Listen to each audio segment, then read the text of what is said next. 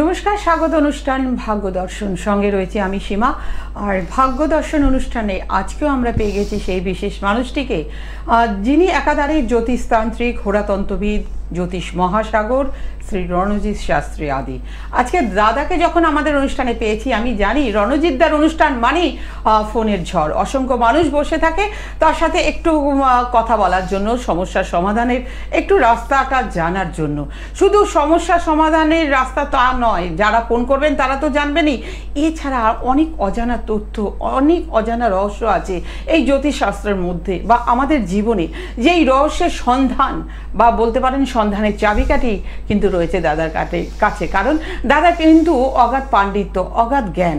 তার এই জ্ঞানের ভাণ্ডার থেকে আমরা জেনে নেব আমাদের জীবনের সমস্যার সমাধানের রাস্তা।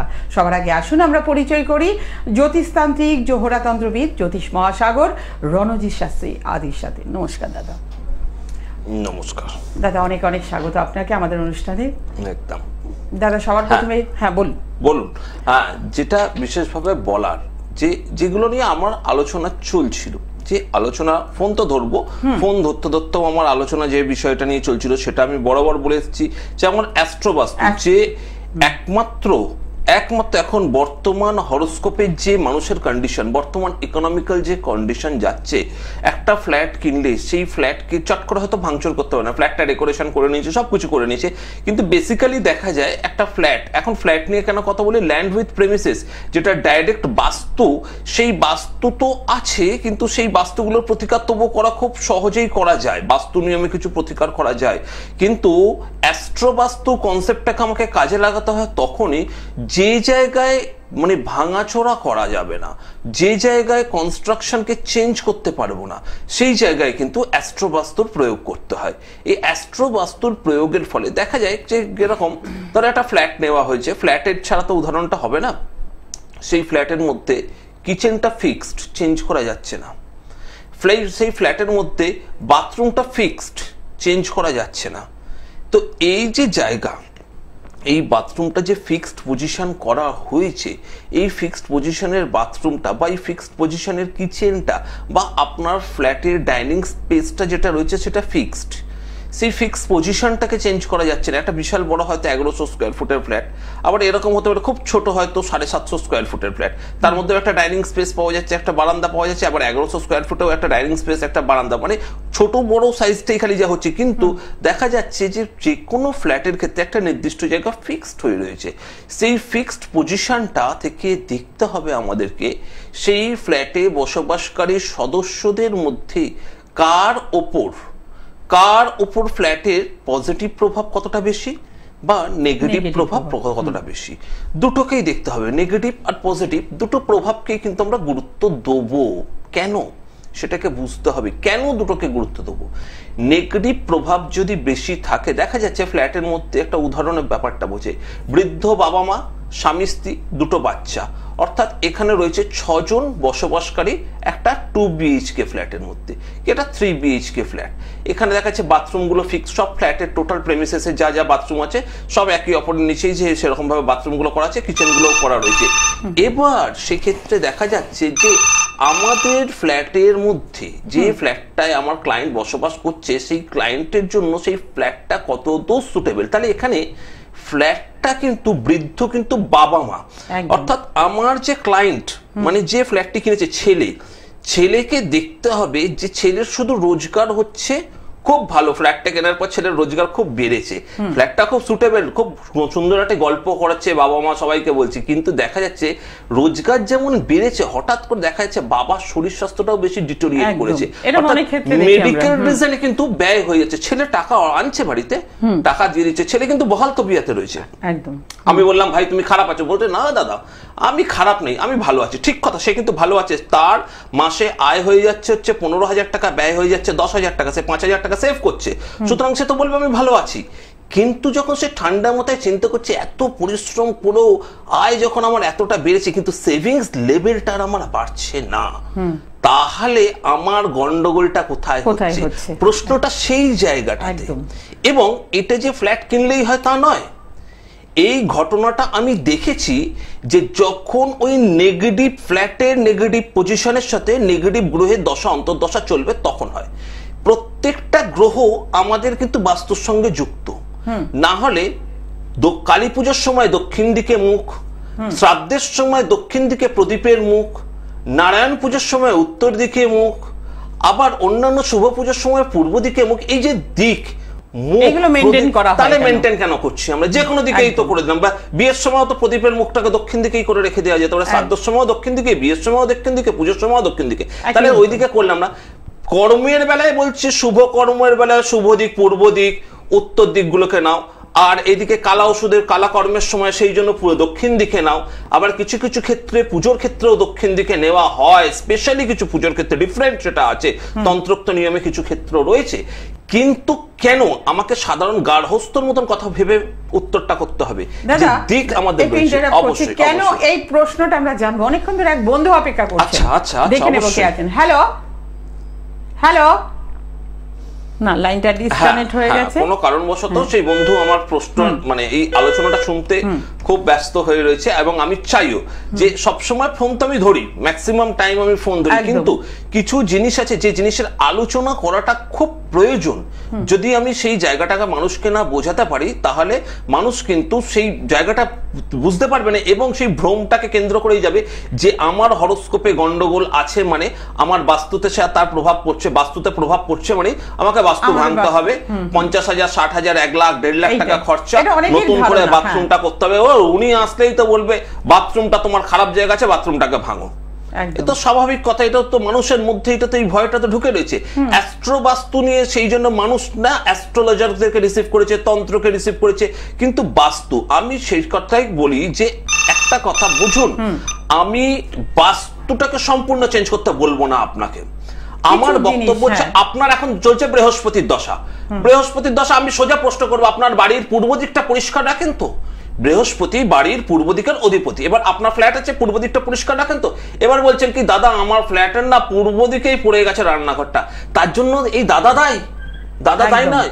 আপনার ফ্ল্যাটের পূর্ব দিকে রান্নাঘরটা পড়েছে, ঠিক আছে, রান্নাঘরের কিছু রেমেডি দিচ্ছি, বিকজ রান্নাঘরটা তো চেঞ্জ করার কোনো অপশন নেই না, তো ভাঙতেও হবে না, কিছুই হবে না।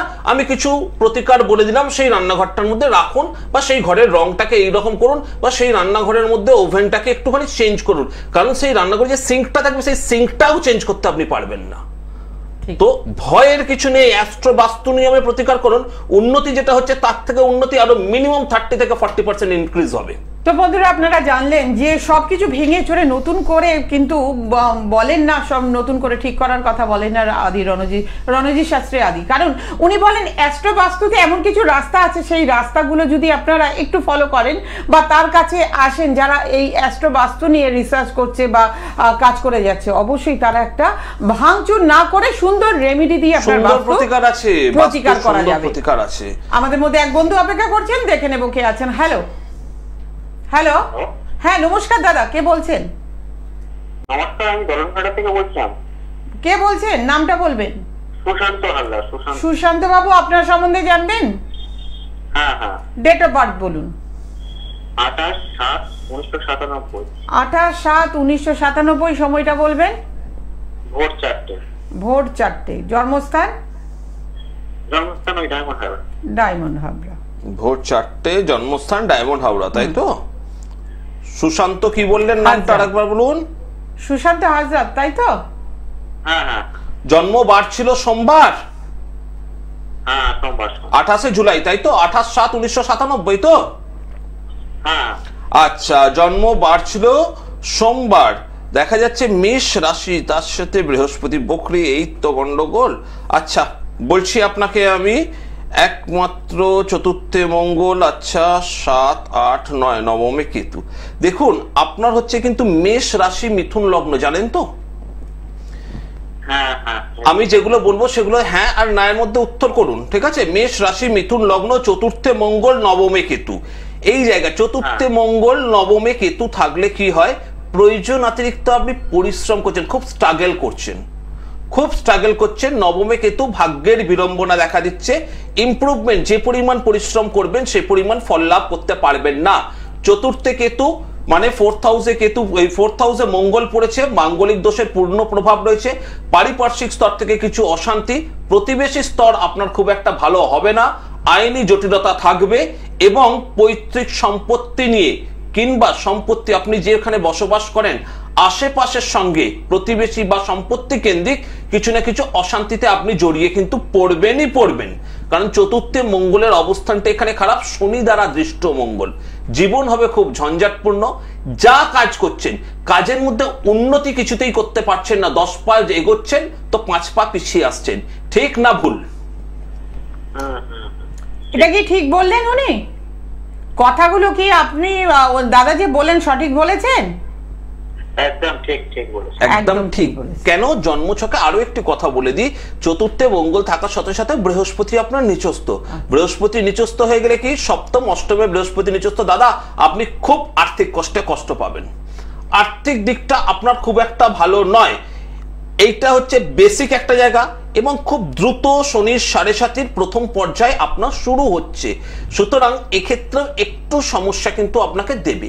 বলুন আপনি কি জানতে চাইছেন, বা আমি যেগুলো বললাম কতদূর আপনার সাথে মিললো একটু শুনি। একদম অনেক ঠিক মিলেছে। আমি এই ক্যারিয়ার বলি ব্যবসা থেকে গেলে কিছুটা হতে পারে এইটাই চিন্তা করেছিলাম, কিন্তু সবকিছু ঠিকই বলেছেন। আমি মানে মানসিক ইয়েতে আছি প্রচুর, মানসিক ডিস্টার্বে রয়েছেন। থাকবেন দাদা, এইটুকু তো দাদা বলছি খুব আমার ভাইয়ের বয়সী, ভাইয়ের থেকেও ছোট একদম। শোনো ভাই, আমি তোমাকে একটা কথা বলি, জন্ম ছকে বৃহস্পতি হচ্ছে আমাদের গুরু গ্রহ। তোমাকে কেউ সঠিক জ্ঞান সঠিক পথ আজ অব্দি তোমাকে দেখাতে পারেনি। বৃহস্পতি তুমি কারোর কাছে, গুরুজনদের কারোর কাছে গিয়ে তুমি কোনো হেল্প পাবে না সঠিক জায়গায়। এবং ঠিক তো, এটা বুঝতে পেরেছো তো? একদম ঠিক, এটা আমি হেল্প পাই, কারোর থেকে হেল্প পাই, কারোর থেকেই পাবে না একদম। এবং এই কেতুর জন্য যা খাটনি খেটেছো, তোমার 100 টাকা যদি পাওয়ার থাকে তুমি সেখানে পেয়েছো 50 থেকে 60 টাকা, কিন্তু তোমার পাওনা হয় 100 টাকাই পাওনা হয়। প্রচুর পরিশ্রম করেছো তুমি, প্রচুর।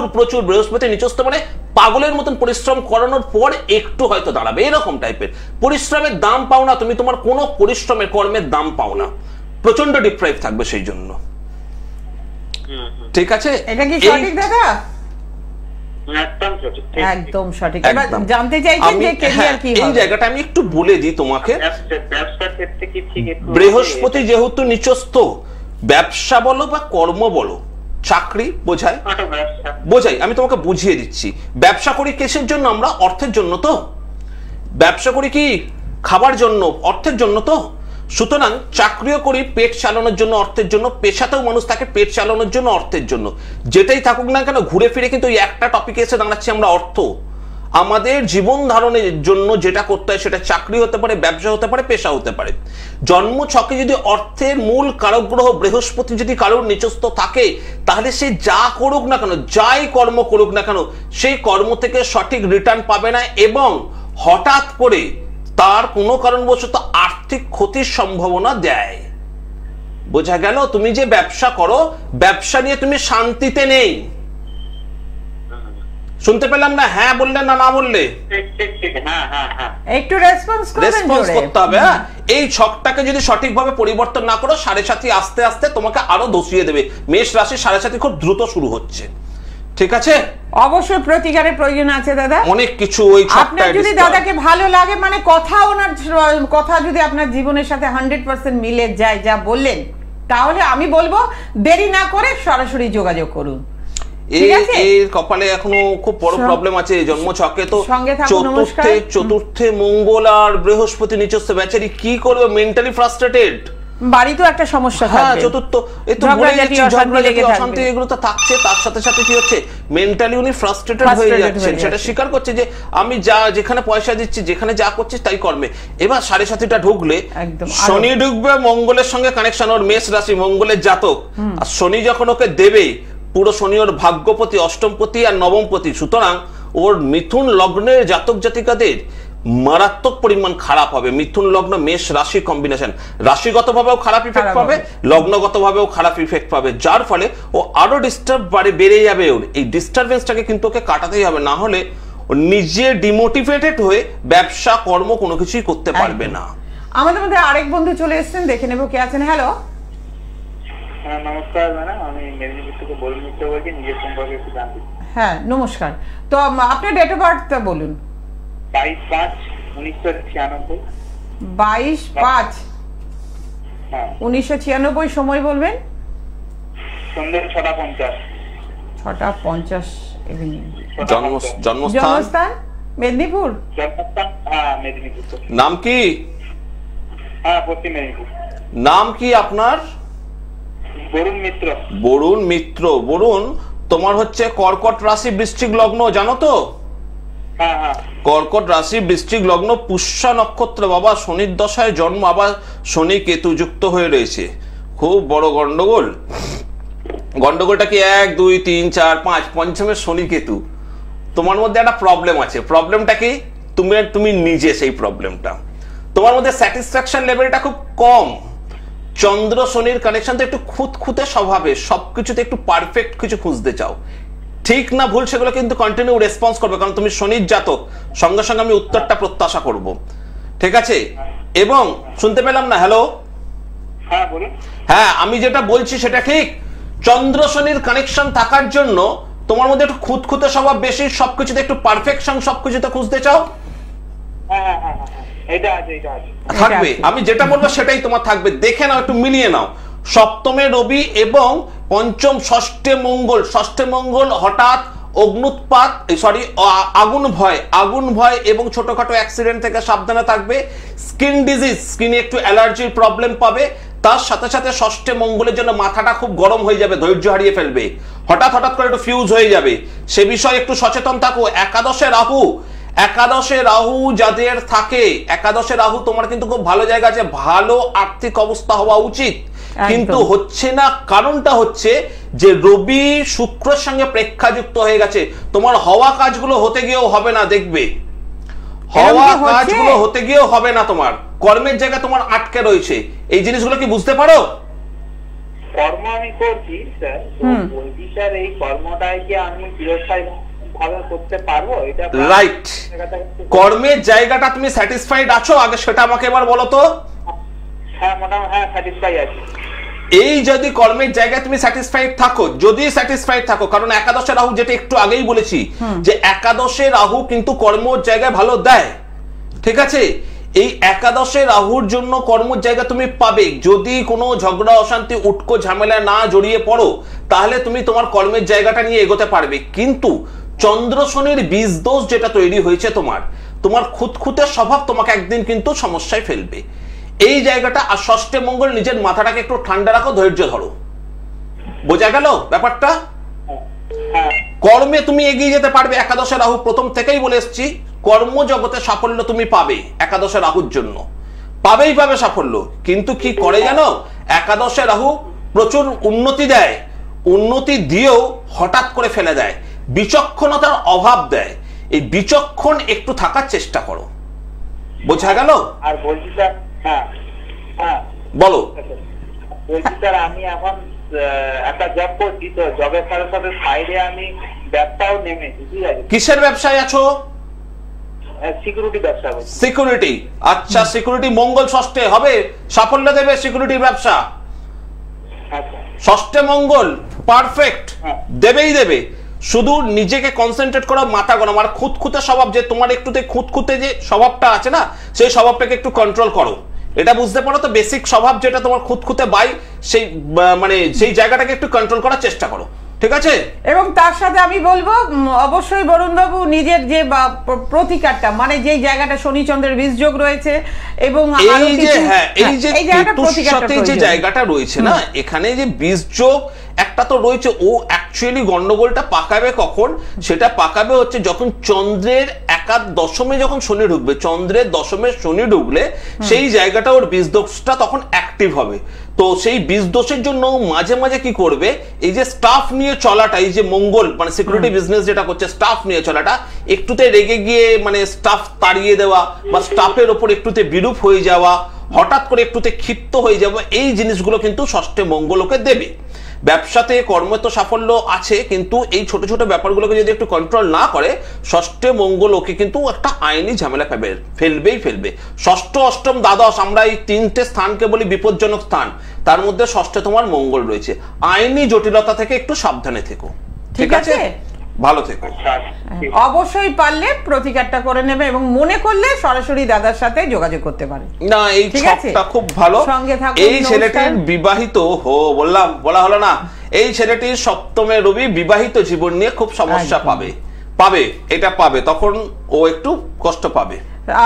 দাদা একটা প্রশ্ন, সপ্তমের রবি নিয়ে আমি প্রশ্নটা করব, তার আগে আরেকটা প্রশ্ন আমার মাথায় একটু করছে, সেটা হচ্ছে একাদশে রাহু আপনি বললেন আনসার্টেন অর্থ দেয়, তো সেটা কি ব্যবসা থেকেই দেবে না কোনো লটারি ফাটকা এসব থেকে? এখানে মজার ব্যাপার হচ্ছে এই যে একাদশে রাহু ওকে কিছু ফাটকা অর্থ পাইয়ে দেবে, কিন্তু একটা স্টেবল একটা অর্থ আসে, স্টেবল অর্থের সাথে সাথে কিছু লটারি ফাটকা এই কথাগুলো যদি আমি লাইভে বলি না, সে তখন এখন লটারি টিকিট কাটতে দৌড়াবে।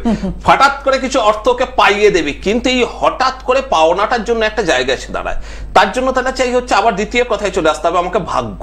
আচ্ছা, আমার ভাগ্য ভাব যদি পুরোপুরি পাওয়ারে না থাকে তাহলে একাদশে রাহু হঠাৎ অর্থ প্রাপ্তিটা দেবে না, রেগুলার অর্থ প্রাপ্তিটা দেবে ওকে। আচ্ছা, এবার দেখো এর ক্ষেত্রে একটা প্রাপ্তির পাচ্ছে ও কর্ম করে, ওটা তো পাবে, তার সাথে সাথে দিচ্ছে ও একটা এক্সট্রা ব্যবসা করছে, তাহলে এক্ষেত্রে কিন্তু একটা এক্সট্রা প্রাপ্তি কিন্তু ওকে অলরেডি ইন্ডিকেশন দিচ্ছে।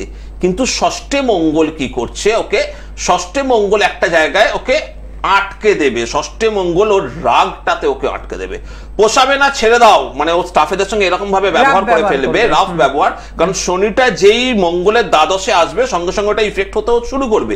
আজকে যেটা ভালো বলেছি 3 মাস পর সেটাই ও বুঝতে পারবে সেটা ওর খারাপের জায়গায় যাচ্ছে, যে ওর সাইকোলজির দিক থেকে ও এতটাই অ্যাগ্রেসিভ নেচার হয়ে যাবে, যার জন্য কিন্তু ও আস্তে আস্তে স্টাফেদের সঙ্গে দুর্ব্যবহার করবে, ও সাইড ইনকামটা হঠাৎ করে ওর ভুলে যেন বন্ধ না হয়ে যায় সেটাই আমার ওকে সচেতন করা। অর্থাৎ চন্দ্র শনি যেটাকে আমরা বলি বীজদোষ, চন্দ্র শনির বীজদোষ থাকলে একটা জিনিস তৈরি হয় যে জাতক বা জাতিকায় নিজে যেটা করবে সেটাই ঠিক, পারিপার্শ্বিক স্তরে সবাই ভুল, এই একটা ভ্রম তৈরি করে। এই ভ্রম থেকে কিন্তু অবশ্যই বেরোনো উচিত, যারা বীজদোষে জাতক জাতিকা রয়েছে তাদেরকেও এটা পুরো বললাম। আমি আলোচনা আরো প্রশ্ন করব দাদার কাছে, কিন্তু তার আগে একবার অ্যাড্রেসটা বলে দিচ্ছি, যারা মনে করছেন রণজিৎ শাস্ত্রী আদির সাথে যোগাযোগ করবেন, ওনাকে পাচ্ছেন কলকাতায় পাচ্ছেন হাতিবাগান এবং কালীঘাটে, এছাড়া ওনাকে পাচ্ছেন আসানসোল, দুর্গাপুর, পুরুলিয়া, সিউড়ি, বর্ধমান, কৃষ্ণনগর এবং শিলিগুড়িতে। আর যারা মনে করছেন দাদার সাথে মানে দূর থেকে আসতে পারছেন না, যোগাযোগ করতে পারছেন না চেম্বারে এসে, তাদের জন্য কিন্তু অনলাইনেও কিন্তু দেখার নিয়ম রয়েছে, মানে অনলাইনেও আপনারা কনসালটেন্সি নিতে পারেন। এই নাম্বারটা আমি একবার বলে দিচ্ছি, 9874110320, এবং আরেকটি নাম্বার হচ্ছে 8276853043। এই দুটো নাম্বারে ফোন করে বুকিং করে আপনারা যোগাযোগ করতে পারেন। আর যারা অনলাইন কনসালটেন্সি নিতে চাইছেন অবশ্যই এই নাম্বারে ফোন করে আপনারা করতে পারেন বা অনলাইনে দেখাতে পারেন। আরেকটা কথা আমি বলবো, দাদার কিন্তু কোনো পোস্টার বিজ্ঞাপন নেই, আপনারা পোস্টার দেখে বিভ্রান্ত হবেন না যে দাদার পোস্টারে ছবি দিয়েছে সেই নাম্বারে আপনারা ফোন করে গেলেন এবং গিয়ে দেখলেন যে না ইনি রণজিৎ শাস্ত্রী আদি নয়। এরকম বারংবার হয়েছে। আপনারা একটা জিনিস মাথায় রাখবেন, রণজিৎ শাস্ত্রী আদির কোনো পোস্টার বিজ্ঞাপন নেই। আর আবারও আমি বলছি বুকিং নাম্বার, যারা যোগাযোগ করতে চাইছেন 9874110320, এবং আরেকটি নাম্বার হচ্ছে 8276853043। এই দুটো নাম্বারে ফোন করে অগ্রিম বুকিং করতে পারেন। দাদা একটা প্রশ্ন করব ছোট্ট করে, সেটা হচ্ছে আমরা একটু আগে আলোচনা করছিলাম 7th হাউসে রবি, সপ্তমে রবি থাকলে ডিভোর্স যোগ দেয়, এটা কি সঠিক? এক্স্যাক্টলি, আমি এটা বহু অনুষ্ঠানে বলে এসেছি যে সপ্তমে রবি বিবাহিত জীবন, জাতকটিকে বললাম যে বিবাহিত জীবনে সে সুখ পাবে না। সপ্তমে রবি সবসময় যে ডিভোর্স দেয় এটা কিন্তু নয়। আচ্ছা, সপ্তমে রবি সেপারেশন ইন্ডিকেট করে। আচ্ছা, এইটাকে অপভ্রাংশে সবাই শব্দের অপভ্রাংশ হয়ে এসে গেছে ডিভোর্স। সেপারেশন মানে একটা বাড়িতে রয়েছে স্বামী স্ত্রী দুটো আলাদা আলাদা রুমে থাকে, এরকম হয়েছে। স্বামী স্ত্রী একই সাথে থাকে কিন্তু তারা মেন্টালি সেপারেটেড, এইটা একটা জায়গা হয়েছে। স্ত্রী বাপের বাড়ি চলে গেছে, লিগালি কোনো ডিভোর্স হয়নি, সেটা একটা ম্যাটার। অর্থাৎ সপ্তমে রবি এবং তার সাথে ডিভোর্স হতে গেলে মঙ্গলের অবস্থানটা খুব ইম্পর্টেন্ট। এখানে যেহেতু ষষ্ঠে মঙ্গল সপ্তমে রবি, সুতরাং এখানে একটু গন্ডগোল, আইনি জটিলতা ওকে দেবে এবং ওর বিবাহকে কেন্দ্র করে পরবর্তীকালে কোর্ট অব্দি ওকে নিয়ে যাবে। সেটা একটা সমস্যা আসছে, সেটাকে তো একটু মেনে নিতে হবে। কিন্তু এটা নয় যাদের সপ্তমে রবি আছে মানেই ডিভোর্সটা কিন্তু নয়, এটা মাথায় রাখতেই হবে। তো আমরা একদম অনুষ্ঠানের শেষ প্রান্তে চলে এসেছি, আজকে আমাদের অনুষ্ঠান এখানেই শেষ করতে হচ্ছে। আপনারা সুস্থ থাকুন, ভালো থাকুন, নমস্কার। নমস্কার।